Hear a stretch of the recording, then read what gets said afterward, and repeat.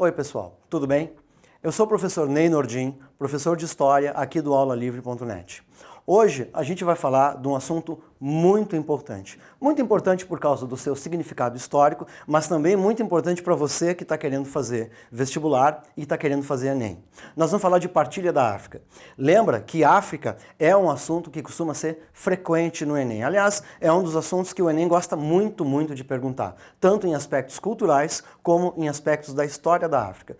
E se a gente está falando de partilha da África, nós estamos falando de imperialismo.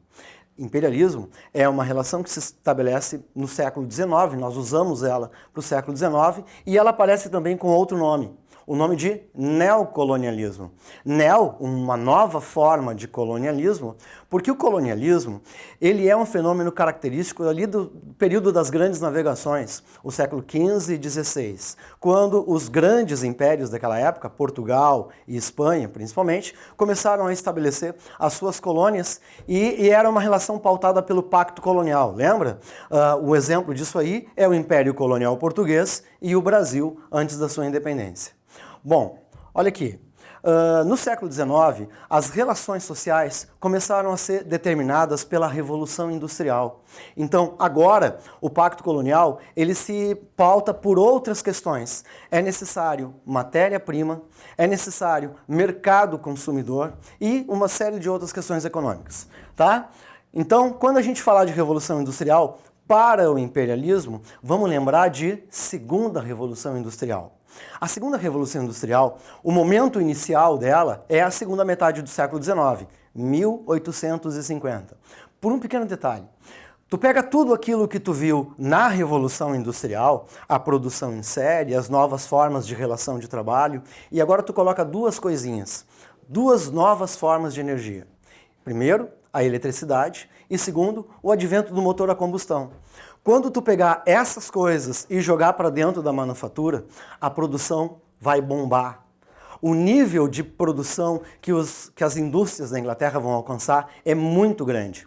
Coisas que até então eram inacessíveis para as pessoas comuns, agora vão ser produzidas de uma maneira muito mais rápida e muito mais baratas. Quer um exemplo? Sapatos, calçados. Tá? Hoje não é tão fácil para ti entrar numa loja e comprar o sapato que tu quiser e parcelar em quantas vezes tu quiser. Bom, no início do século XIX, sapato, usar um calçado confeccionado por um artesão ainda era uma distinção social, ainda era uma distinção material. Agora, a Revolução Industrial vai transformar essas coisas muito mais acessíveis para todo mundo. O problema é que a Inglaterra não basta. A França não basta. Os países de origem onde essas coisas estão acontecendo não bastam para saciar esses mercados consumidores. Então, eles vão ter que começar a olhar para fora e vão começar a se expandir. Outra coisa importante que eu quero que tu lembre é que imperialismo, entender o imperialismo é muito importante para te saber a Primeira Guerra Mundial. O imperialismo, ele é, por excelência, a grande causa de ter ocorrido a Primeira Guerra Mundial. A paz armada, as disputas entre os mercados, entre as potências que participaram daquilo ali, nada mais é pelo espaço vital dos mercados consumidores, o espaço estratégico para que os mercados internos pudessem se desenvolver. Lembra do Lenin, aquele da Revolução Russa? Bom, tem um livro que ele escreveu no século XIX, Imperialismo, Face Superior do Capitalismo, e ali ele já deu a receita. O planeta Terra já está todo dividido pelas grandes potências. A única maneira dessas potências se expandirem, lembra que o capitalismo sempre precisa se expandir. A única maneira é guerra. A única maneira é essas potências entrarem em conflito. Então, se nós estamos falando de imperialismo, nós estamos falando de uma das grandes causas da Primeira Guerra Mundial. Quer entender a Primeira Guerra Mundial numa frase? Pouco planeta para muito império. Tá? Eles precisam se expandir e vai ter que acontecer pela força. Bom, Segunda Revolução Industrial, como eu já falei, metade do século XIX. Novas formas de energia e novas produções. Já conversamos disso. Ampliação de mercados consumidores, novas áreas de investimento de capitais. Isso aí ficou claro? Então vamos passar para o próximo. Um aspecto muito pitoresco e muito interessante desse imperialismo e que aconteceu direto na partilha da África é a justificativa ideológica, o altruísmo. Veja bem, o dominador, aquele que está chegando e está arrancando o que é teu à força, dificilmente ele quer lidar com essa dura realidade. Dificilmente ele quer assumir que ele está fazendo uma coisa ruim, uma coisa antiética, ou assumir que ele é um criminoso sanguinário. Então, o que ele vai fazer? Ele vai pegar as grandes ideias de eurocentrismo e superioridade e, principalmente, ele vai adaptar o Charles Darwin. Lembra do Charles Darwin? Aquele da origem das espécies? O Charles Darwin é o cara que teve a grande ideia do século XIX, talvez a maior ideia de todas. Não no sentido de ser a ideia mais importante, mas a ideia que teve mais impacto. A ideia que caiu em cima da Europa como uma bomba, a seleção natural. Né? Bom, agora nós sabemos então que o homem não veio mais de Adão e Eva. O homem veio por um processo de desenvolvimento já há milhões de anos e isso foi ditado pela natureza. Só que quando o Charles Darwin falou isso, ele estava pensando em natureza. Os caras pegaram a ideia do Charles Darwin e adaptaram para a economia, adaptaram para as sociedades e usaram essa noção de superioridade. A ideia do Darwin é muito perigosa nesse sentido. Usaram essa noção de superioridade para justificar a sua dominação. Pensa bem, a Inglaterra foi a maior potência do século XIX. Agora imagina aqui, o que é um cidadão britânico no século XIX? Ele é o cara mais arrogante do mundo, um lord inglês. Ele se acha o mais inteligente, o mais esperto, o mais forte, o mais tecnológico, o mais bonito e o mais fofo. E aí esse cara olha para países subdesenvolvidos, como por exemplo, regiões subdesenvolvidas, como por exemplo o caso da África. O que ele vê? Ele vê negros. O que ele vê? Como é que vivem esses negros? Em estágio semi-tribal. Não tem tecnologia, não tem saneamento básico, não tem edifícios, não tem ruas pavimentadas. É natural na cabeça dele que ele se sinta superior. E se ele se sente superior, e principalmente sabendo que esses caras têm riquezas, ele vai achar um motivo de ir lá e tirar essas riquezas. Eu vou lá, vou levar para eles o que eu tenho de melhor. Educação, cultura, conhecimento. Tá, em troca, eu vou roubar todas as riquezas deles e vou fazer eles trabalhar que nem os cachorros. Ah, mas isso é uma troca justa na cabeça do homem do século XIX. Tá? Então, olha aí. Altruísmo. Altruísmo, sabe, vocabulário. Estudante de Enem, vestibulando, tem que ter vocabulário. Não deixa passar uma palavra que tu não entenda. Altruísmo é o contrário de egoísmo. Missão civilizadora. Ele acha que está indo levar civilização e ele acha que essa é uma troca justa por aquilo que ele está tomando. Darwinismo social, que é o nome daquilo que eu expliquei em relação às teorias do Charles Darwin. Missões científicas. Esse é um aspecto muito interessante para a gente entender o imperialismo. Bota na tua cabeça uma coisa. O século XIX é o grande século da ciência. Ciência é a palavra mestra, é a palavra que vai salvar o homem de todas as suas misérias, de todas as suas doenças, é a palavra que vai trazer a redenção social. Todos acreditam na ciência como um fervor religioso. E o século XIX é fértil para pesquisas científicas e missões científicas. A África não é conhecida. Ainda no século XIX, existem regiões da África ou da Ásia onde nenhum europeu colocou o pé. Então, eles estão ávidos para conhecer essas coisas. E estão surgindo associações, instituições como, por exemplo, a National Geographic, que está financiando essas coisas. Ou os próprios governos desses países imperialistas. Aparece um explorador, aparece um estudioso, faz uma proposta e ganha verba. E aí o governo diz assim, vai lá, aproveita e faz um mapinha para nós.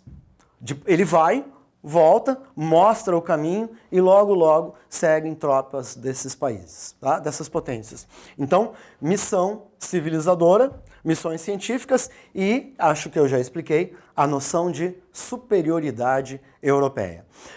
Para justificar isso aí, eu queria que tu prestasse atenção nesse cara aqui. essa charge. Esse é o Cecil Rhodes, um grande empresário do ramo de transportes, né? Ele construía ferrovias e ele também explorava metais preciosos. Tá? Olha que charge interessante. Ele está, aliás, a pose arrogante que ele está em cima do mapa da África. Pois eu vou te mostrar agora uma frase que esse cara deixou no seu testamento. Tá? Vamos ler? Considerei a existência de Deus e decidi que há uma boa chance de que ele exista. Se ele realmente existir, deve estar trabalhando em um plano. Portanto, se devo servir a Deus, preciso descobrir seu plano e fazer o melhor possível para ajudá-lo em sua execução. Como descobrir o plano? Agora que vem a parte. Primeiramente, procurar a raça que Deus escolheu para ser o instrumento divino da futura evolução. Inquestionavelmente, esta é a raça branca. Devotarei o restante de minha vida ao propósito de Deus e a ajudá-lo a tornar o mundo inglês. Isso aqui não é um exemplo isolado. Os britânicos estavam convencidos de que eles eram os escolhidos por Deus para exercer a dominação. Isso não é exclusividade dos britânicos, né? Cada momento em que nós temos na história da humanidade nações superiores, eles acham uma maneira de encontrar uma justificativa divina para isso. O Império Romano foi assim. O próprio Hitler dizia que Deus escolheu os arianos para serem a raça superior dominante, e eu estou te mostrando aqui como os britânicos no século XIX faziam isso. Isso não era exclusividade deles. Outras nações europeias também pensavam dessa maneira, certo? Bom, um dos grandes episódios da partilha da África é a Guerra dos Boers. Tá? Os Boers são colonizadores que chegaram no sul da África e fundaram duas colônias. Eles eram principalmente holandeses. Eles fundaram a colônia do Transvaal e a colônia de Orange.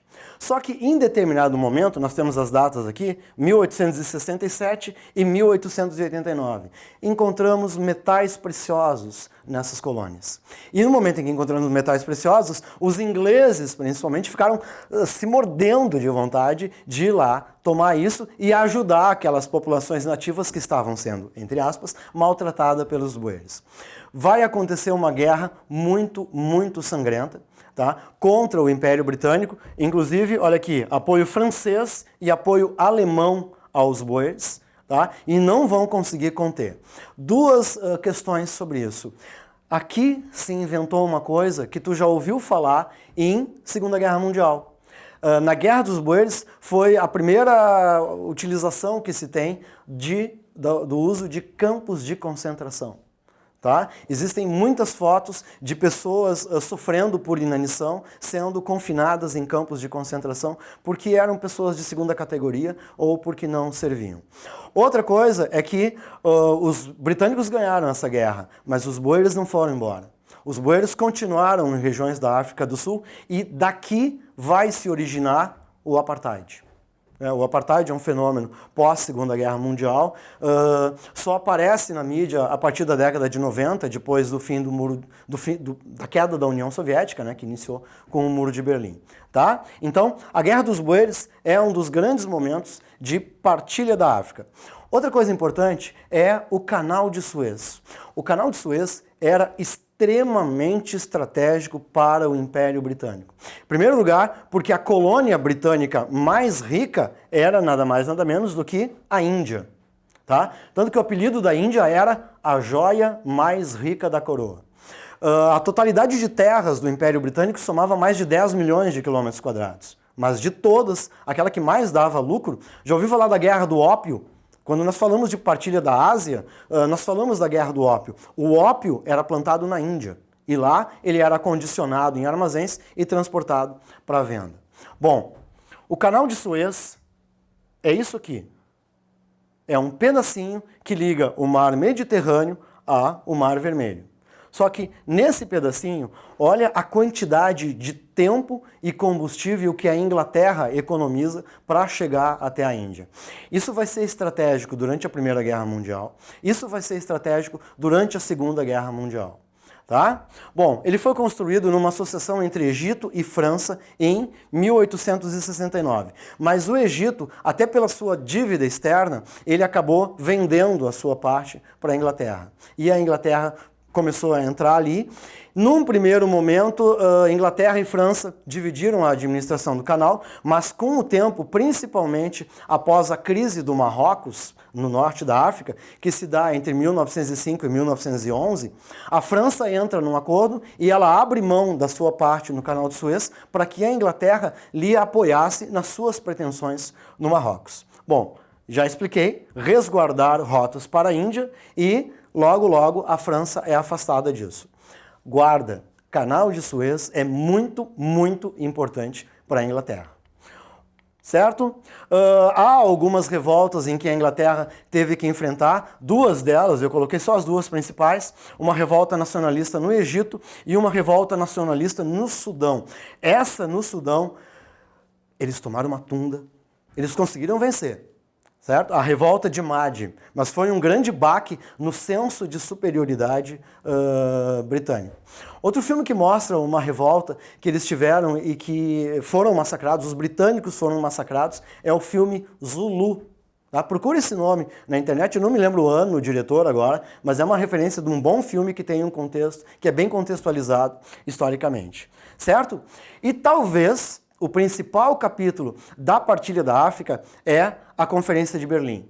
A Conferência de Berlim foi convocada por Bismarck, e Bismarck é o grande arquiteto da unificação alemã. Bom, vários países estavam com pretensões na África. Participação de 14 países e, no final, o descontentamento eu vou falar depois. Mas agora eu quero que tu observe o mapa. A parte azul é a parte da França. A parte vermelha é a parte da Inglaterra. Num primeiro momento, pode te parecer que a França ficou com mais territórios, mas o detalhe é que aquilo ali da França é o deserto do Saara. E o deserto do Saara, o maior deserto do mundo, pega toda a parte norte da África. Então, a Inglaterra, ela ficou com possessões que vão desde o Mediterrâneo até o sul da África. A Inglaterra saiu com muita vantagem. Tá? Outro detalhe é que eles partiram a África e simplesmente esqueceram dos interesses regionais ou esqueceram de como aquela partilha ia se influenciar nos povos da África. De repente, povos que eram inimigos agora eram obrigados a viver dentro do mesmo espaço político e isso aí germinou problemas da África no século XX até hoje. Tá? Então lembra aí, eles partilharam a África como quem racha uma pizza, não deram bola para esses povos e muitos problemas ainda existem. O principal era isso. Agora, pega textos, pega exercícios e estuda. Não esquece, a história é mestra, confia na tua força e a tua chance vai chegar, mas tem que estudar. Muito obrigado, era isso.